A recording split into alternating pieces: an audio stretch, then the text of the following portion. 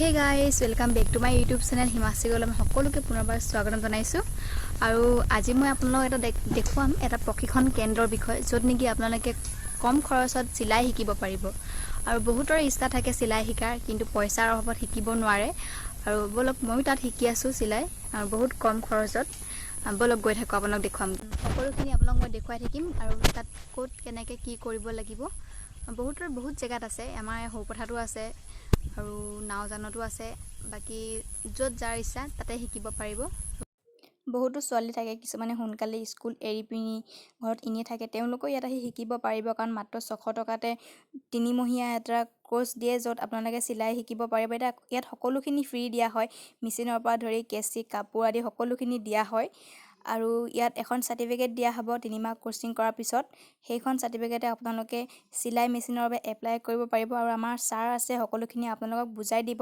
ভিডিওটো শেষলৈকে চাই থাকিব আৰু কি কি কৰিব লাগে কেনেদৰে আপোনালোকে ইয়াত চিলাই শিকিব পাৰিব সকলোখিনি আপোনালোকক ভালকৈ বুজাই দিয়া হ'ব ভিডিওটো শেষলৈকে চাই থাকিব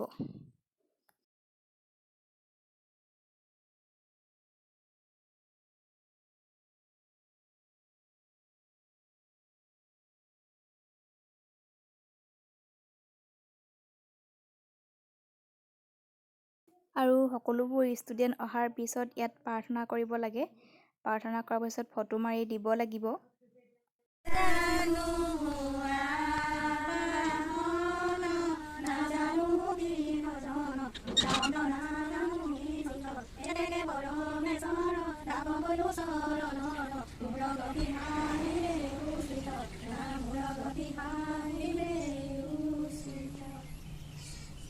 সকলোৱে লাইন পাতি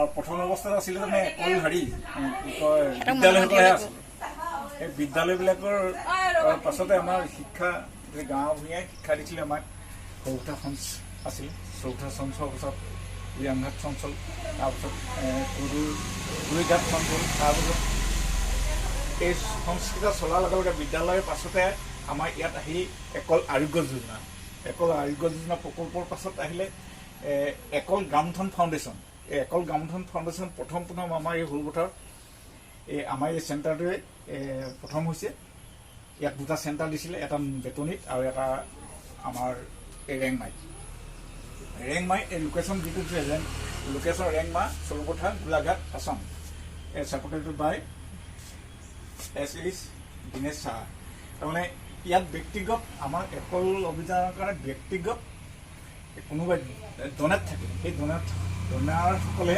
এই বিষয়টো আকৌ দিলে যে Ekal গ্ৰামোত্থান foundation women employment centre তাৰমানে মহিলা সবলীকৰণ সেইটো কাৰণে মহিলা সবলীকৰণৰ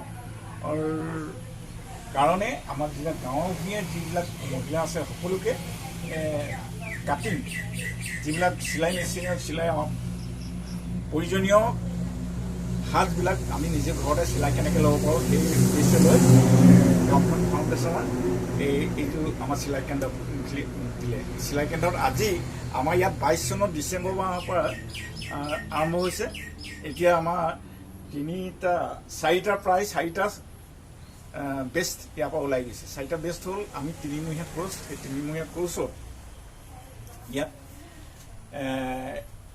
3 মাহৰ মূৰে এটা বেষ্ট শেষ হৈ যায় আৰু তেওঁলোকক চাৰ্টিফিকেট এই আমি যিটো আমাৰ একল অভিযানৰ পৰা যিটো আমাৰ ৰাশি এই ৰাশিৰ পৰা আমাৰ হেৰি দিয়ে চাৰ্টিফিকেট দিয়ে সেই চাৰ্টিফিকেট সেই পৰীক্ষাৰ্থীসকলক চাৰ্টিফিকেট দি আমি তেওঁলোকক বিদায় দিওঁ আৰু তেওঁলোকৰ উপকৃত হয় সেই চাৰ্টিফিকেটৰ আমি ডিমাণ্ড কৰি আছোঁ যে চৰকাৰক যাতে যিসকল পৰীক্ষাৰ্থীয়ে ইয়াত শিকি গ'ল তেওঁলোকক যাতে এককালীন হিচাপেও সহায় দিব লাগিব বুলি আমি এনেই চৰকাৰক ডিমাণ্ড দি আছোঁ নিশ্চয় সেইটো ফলপ্ৰসূ হ'ব পাৰে আৰু ইয়াৰ লগতে বহুতকেইটা বস্তু আহিছে আমাৰ গ্ৰামোত্থান ফাউণ্ডেশ্যন লগতে একল বিদ্যালয় আৰু আৰোগ্য যোজনা প্ৰকল্প এই আটাইকেইটা বিভাগতে মই জড়িত হৈ আছোঁ সেইটো কাৰণে মই যিসকলে ইচ্ছুক প্ৰশিক্ষণ ল'বৰ কাৰণে ইচ্ছুক আমাৰ চিলাই মেচিন বুলি আমাৰ গাঁৱে ওচৰে পাঁজৰে যিখিনি আছে সেইসকলক মই অনুৰোধ জনাম যাতে তেখেতলোকে ইয়াত অংশগ্ৰহণ কৰি এই 3মহীয়া কোৰ্চটো লৈ এখন ধুনীয়া চাৰ্টিফিকেট ল'বৰ কাৰণে মই আহ্বান জনাম। ধন্যবাদ।